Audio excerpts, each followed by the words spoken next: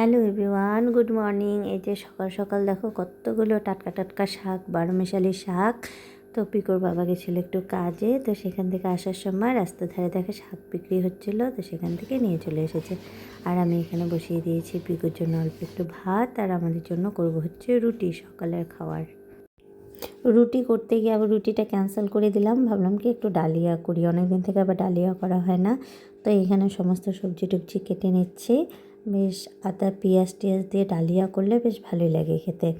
তো এই যে এখন কড়াই বসিয়ে দিয়েছি, কড়াইতে তেলও দিয়ে দিয়েছি, কালো জিরে ফোড়ন দেবো, আর পেঁয়াজ আর শুকনো লঙ্কা দেবো। তারপর হচ্ছে সবজিগুলো দিয়ে একটু ডাল দিয়ে দেবো, আজকে একটু মুসুর ডাল দিয়ে দেবো, যেহেতু আজকে শুক্রবার, আজকে তো নিরামিষে কোনো ব্যাপার নেই, তার জন্য যে মুসুর ডাল দিয়ে দেবো, দিয়ে ডালিয়াটা রান্না করব। মুসুর ডাল দিলে না খুব ভালো লাগে, টেস্ট হয় ডালিয়াটা খেতে।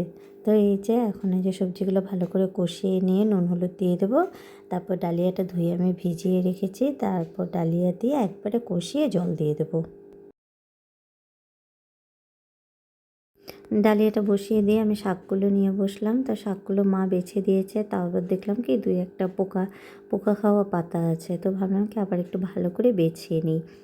তো এই যে একটু ভালো করে বেছে নিচ্ছি, কারণ শাক না ভালো করে না বাছলে খাওয়া যায় না, মানে কেমন যেন একটা ঘৃণা ঘৃণা লাগে। আর এগুলো তো একদম টাটকা টাটকা শাক, তো ফ্রেশই আছে, কোনো নোংরা টোংরা নেই, দু একটা পোকা খাওয়া পাতা আছে, তো ওটাই ফেলে দিচ্ছি।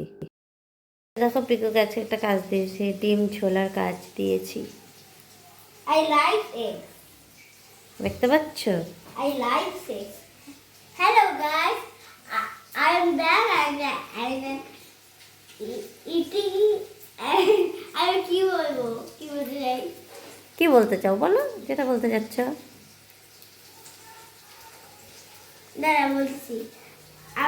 Hello everyone, good morning. আমি আমি হচ্ছে এখন ডিম চলতেছি, আমার ডিম অনেক প্রিয় খাবার।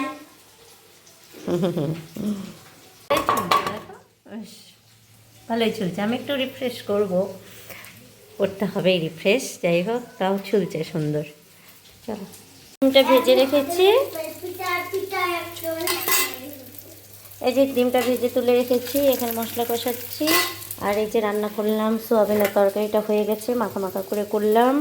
আর এখানে ওই যে শাক দেখালাম না, শাক নিয়ে এসছে, কত মিশালো শাক, এই যে মিশালো শাকটা করেছি রসুন ফোড়ন দিয়ে। এটা ভাত করে নিয়ে এখন এই যে ভাতটা করবো, ব্যাস রান্নাটা করে নিই। যাই হোক এই যে সন্ধ্যাবাতি দিলাম, আর সোয়েটার টোয়েটার পরে নিয়েছি, এবার পিকুকে নিয়ে বেরোচ্ছি, পিকুর টিউশন আছে, তো এখন যাই পিকুকে নিয়ে, পিকুর পড়া আছে। চলো বাবা, নিয়ে আসলাম, এখন এই যে চা নিয়ে বসলাম, মশালা টি খাবো, আর এই যে মশালা মুড়ি খাবো। তো খেয়ে নিই চা আর মশালা টি, শরীরটাকে একটু গরম করে নিই, ঠান্ডা লেগে গেছে, প্রচণ্ড ঠান্ডা বাইরে। আর বাইকে আসলাম, ওর বাবাকে ফোন করেছিলাম, ওর বাবাকে নিয়ে আসলো, এত প্রচণ্ড ঠান্ডা লাগছিলো। তো যে গরম গরম চাটা খেয়ে নিই। আমার ঘরের হাল বেহাল, এই যে দেখো সব পরা ইউজ করা জামা কাপড় এগুলো সব রেখে দেবো, আরও কয়েকদিন পরে তারপরে হচ্ছে কাছাকাছি করবো।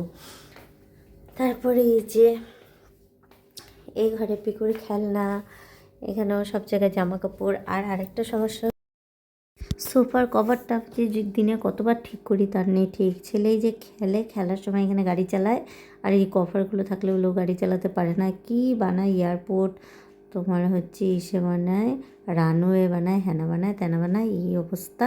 তো এগুলো সব তুলে তুলে রেখে দেয়, তা আমি যতবার আসি আবার ততবার আমি গুছাই, ঠিক করি, আবার যেই সেই। তো যাই হোক, এখন এই যে জামা কাপড়গুলো গুছাই, ঘরটরগুলো একটু পরিষ্কার পরিচ্ছন্ন করি।